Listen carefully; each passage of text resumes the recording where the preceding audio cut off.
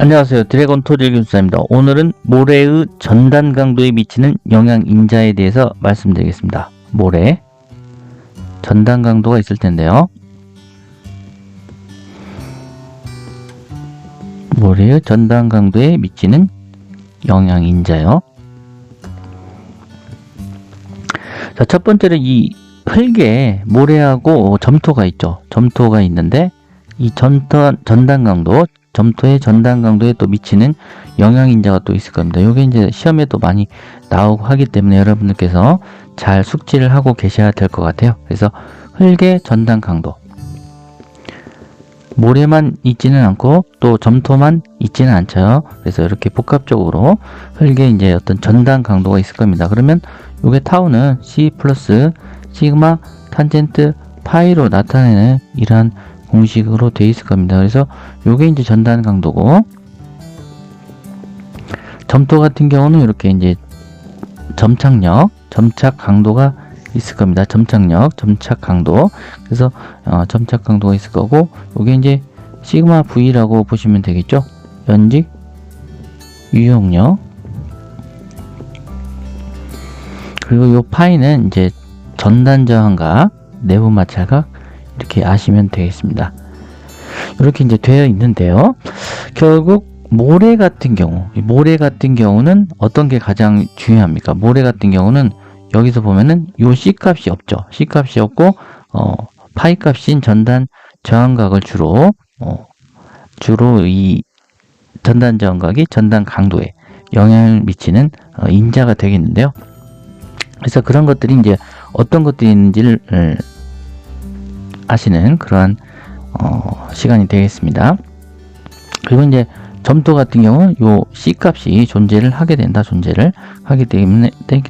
되기 때문에 이 점착 강도가 또 중요한 부분이 되겠죠. 그래서 모래와 자갈에 대한 전단 강도에 미치는 영향인자하고 점토 전단 강도에 미치는 영향인자, 이 두 개에 대해서 공부를 해 볼 수 있도록 하겠습니다. 그래서 첫 번째로 어떻습니까? 이게 모래에 대해서 이제 말씀을 먼저 드리면요. 모래.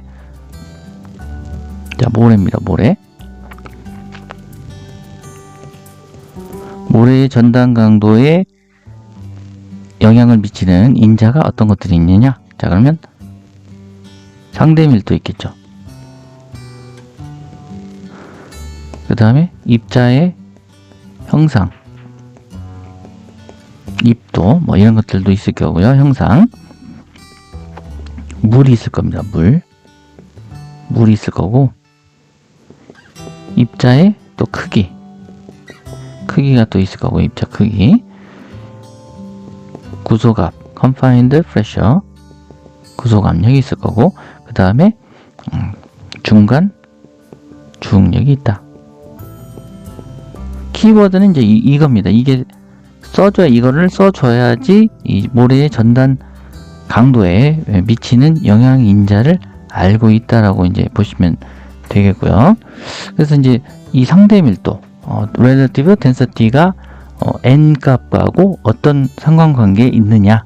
그래서 전단 저항각이 팩하고 메이오프가 있는데 요 부분에 이제 또 상응하는 그러한 내용들도 아셔야 될 것 같고요. 입자의 또 크기, 그 형상, 뭐가 되어 있느냐, 둥그느냐, 뭐가 되어 있느냐. 그래서 둥근 쪽에 있는 부분에 어떤 그 둥근 입자에 비해서 모가난 부분이 아무래도 요게 이제 요렇게 되죠. 요렇게 전단 저항각이 아무래도 클 것이다. 이런 내용이 있겠고요. 그리고 이제 입도가 양호한 게 있을 거예요. 입도가 양호한 것이 아무래도 균등한 것보단 더 낫다. 왜냐면 이런 식으로 인터락킹이 되어 있는 모래자갈 같은 경우는 굉장히 전단 저항 강도가 크겠죠. 그렇지만 균등한 거, 입자가 똑같은 거를 이제 균등하다고 합니다. 양호한 거하고 균등한 거를 구분을 해 두셔야 돼요. 그래서 이렇게 균등한 게 있겠죠. 균등한 거. 그래서 이게 이제 인터락킹이 좋기 때문에 아무래도 입도가 양호한 것이 이런 내부 마찰각, 전단 저항각이 크게 된다. 이런 이런 내용이 있겠습니다. 그리고 물이 이제 어떤 윤활 효과가 있겠죠. 윤활 효과요.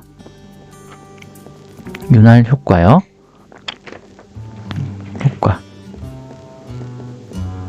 이렇게 이제 우리가 다짐 어떻게 하다 보면은 요런 부분도 있잖아요. 간마디하고 W에서 수화, 윤활, 팽창, 포화 이렇게 해도 됩니다. 그래서 그 윤활 단계에 윤활 어떤 효과가 있을 것이다. 그래서 전단장에는 이제 거의 영향이 없어서 간극비가 어떤 일정한 부분이 있을 거예요. 그래서 그 일정한 포화 모래, 포화된 모래, 세츄레이트된 모래하고 건조 모래에 대해서 전단 시험을 하게 되면 아무래도 세츄레이트 된 그러한 조건이 2도에서 3도 정도 이제 적어지는 그런 현상이 아무래도 있을 겁니다. 윤활 효과가 있기 때문에. 그래서 그러한 물에 대한 영향이 있을 것이고, 중간 입자 크기까지 말씀드렸고, 이제 구속 압력 같은 경우는 이렇게 이제 모아원이 있죠. 전단 응력하고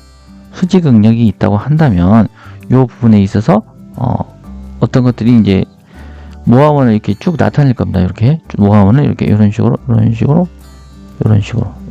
이제 나타내게 되는데, 여기 이렇게 이제 꺾이게 되죠. 이렇게 꺾이게 되는데, 구속압이 아무래도 클 때는 기울기가 감소를 하게 되는데, 구속압이 적을 때는 이제 직선으로 된다. 직선으로. 그래서 그 내용이 이제 다르겠습니다. 이렇게 직선이 있는 거하고 이렇게 이제 꺾여지는 그런 부분이 되겠죠. 그래서 아무래도 구속압이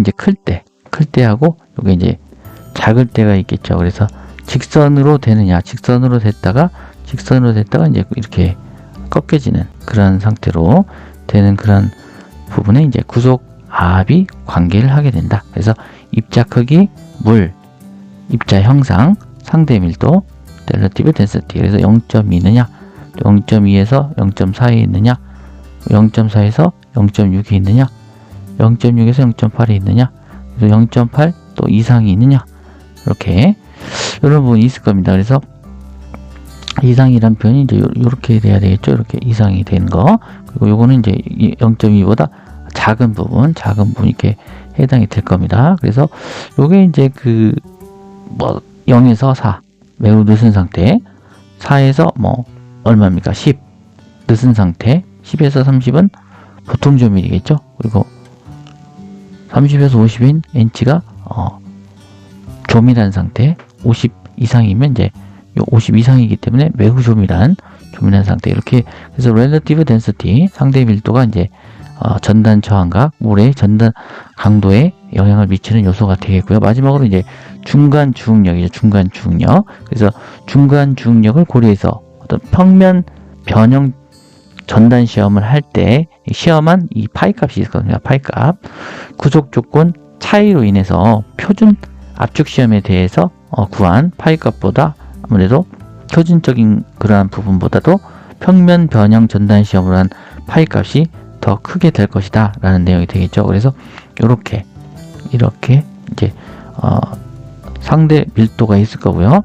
전단 저항각이 이렇게 있다고 한다면 이 부분이 이제 이렇게 커지는 그러한 부분하고 이렇게 이제 차이가 있을 텐데, 이 부분이 이제 느슨한 상태고 이쪽이 이제 어떤 조밀한 그런 상태로 된다. 그래서 중간 중력이 평면 변형 조건인 경우에 옹벽,